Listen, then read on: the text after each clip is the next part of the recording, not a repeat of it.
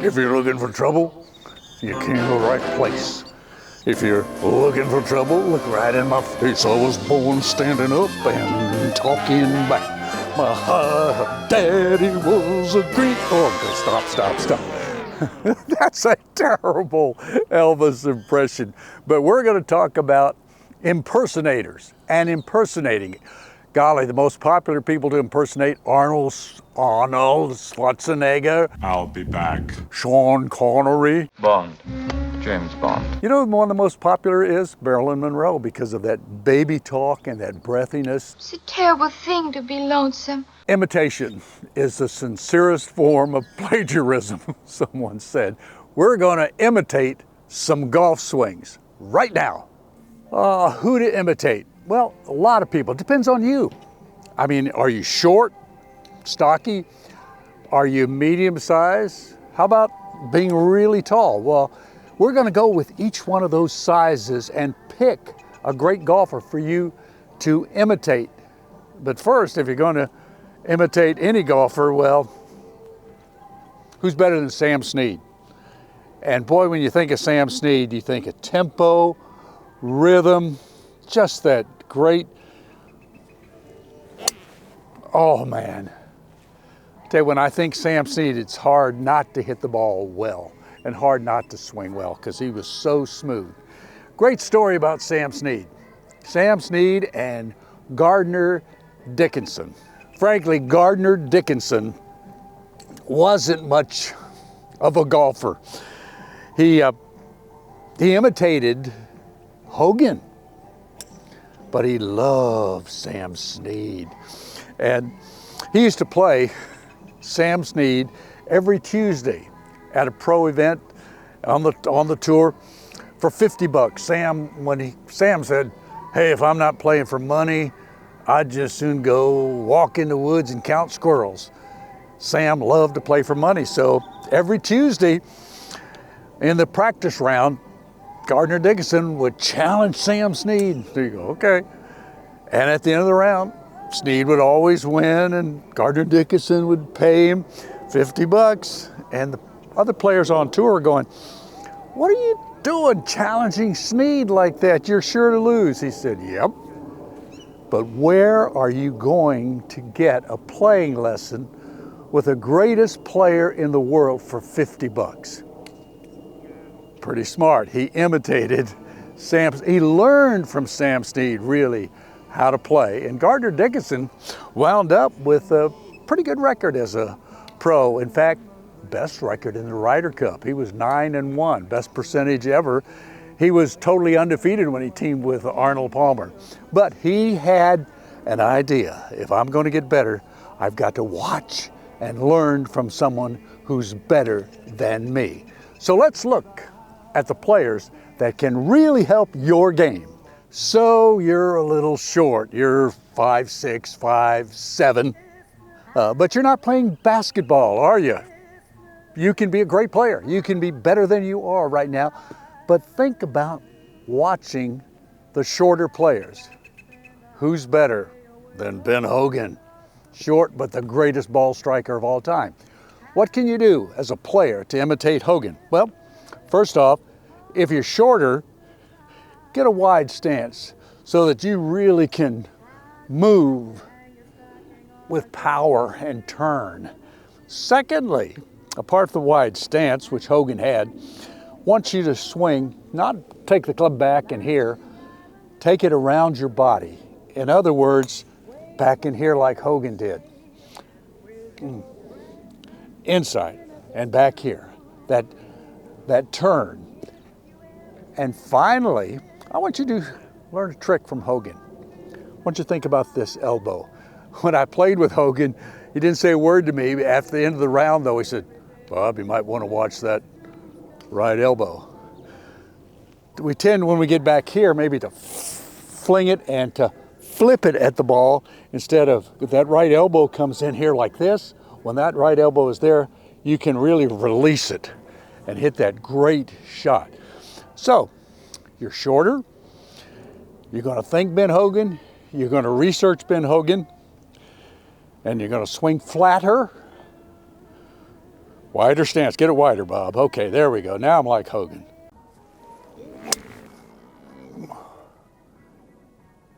Man,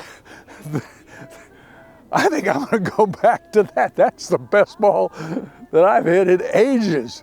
Thank you, Ben Hogan. So, shorter, think Hogan. What about if you're average size?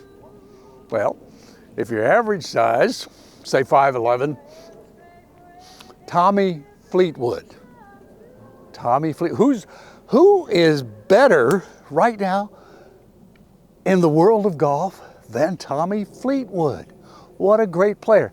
What is there about his swing that's going to help you? Watch.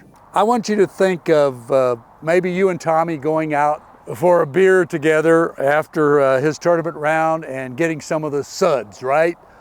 A brew, SUDS, S-U-D-S. So we're going to use those 4 letters. The first one you know, the steady head, how his head does not go up and then down like so many golfers, especially the power hitters. It just stays on a steady level. Secondly, he teaches 2 great tips for the driver and for the iron shots.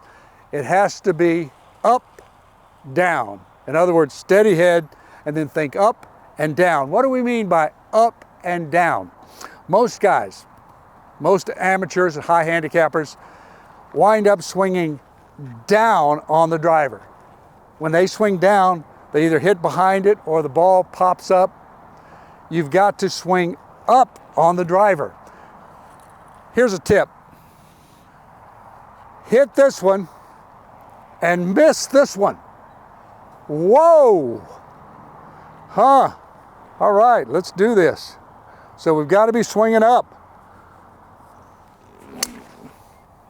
No problem, was it? Because the swing was going this way. It's not a lift, it's just swinging up instead of the swing down. But swinging down, that's next. Tommy Fleetwood says with the driver, with hitting it up, you think of an uppercut. You're a boxer and you're going to throw that uppercut. And here you do not. You stay steady over the ball, put more weight on your left side. This way. In fact, I've seen Tommy Fleetwood do a stomp with his left foot. Just before he hits, this is in practice. That makes you think, I'm on my left side. I'm on my left side. I'm on my left side. Swing down with the irons. This time I'm going to take a divot, good divot.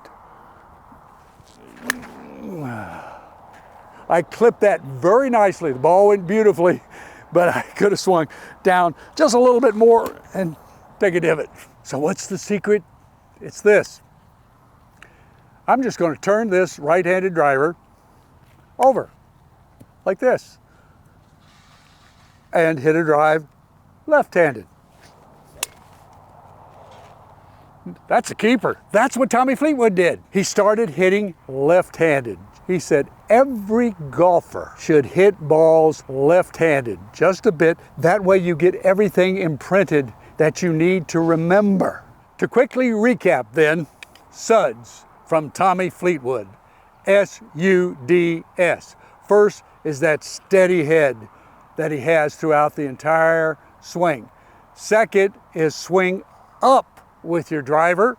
D, swing down with your irons. And finally, remembering his special secret, hit some balls left-handed. It'll get you really focused on what is a fundamental to golf.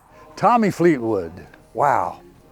You can learn so much from him, whether you're short, medium, or tall, because, well, it's a swing that applies to everybody.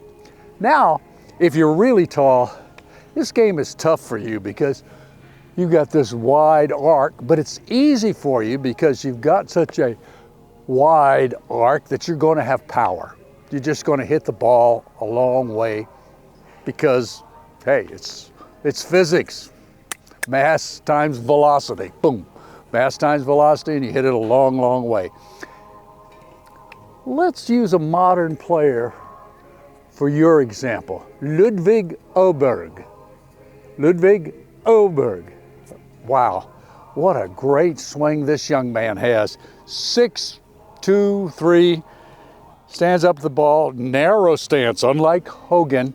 Stands there like this, keeps his balance, therefore swings inside the barrel like this. And so the first thing is a narrow stance. Second thing he does is he limits his swing. He does not get all the way back to parallel. He's kind of right to about here. So it's 3/4 swing. And then finally, wow, everybody can watch this move when he is right here. His hands are just at hip level. They are still cocked. And they're like this. Most people right here have already released the club. So they go, and you're not going to hit a great shot. Ludvig gets right here, kind of sets into the shot, and boy, and then he releases, and he's got all that power that you need. So now pretend that I'm slimmer than I am, and 6'3". We'll stand up tall. I'm 6 foot and a scoosh more. Now I'm 6'3". Ooh, stand up here like this. Okay, I'm gonna Ludvig it. Narrow stance and shorter swing.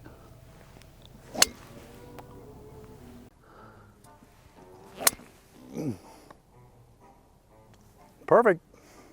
We learn from them all. Learn to imitate. Pick out someone who has a build similar to yours, and even a temperament, because we swing with our temperament. If you're a high-strung person, you're going to swing fast. If you're easygoing, you're going to swing slower and smooth. Pick someone and imitate them. I'll tell you why. We're going to get right back to this fun lesson, and very enjoyable, and one that will teach you a lot. But first, I want to thank you for watching.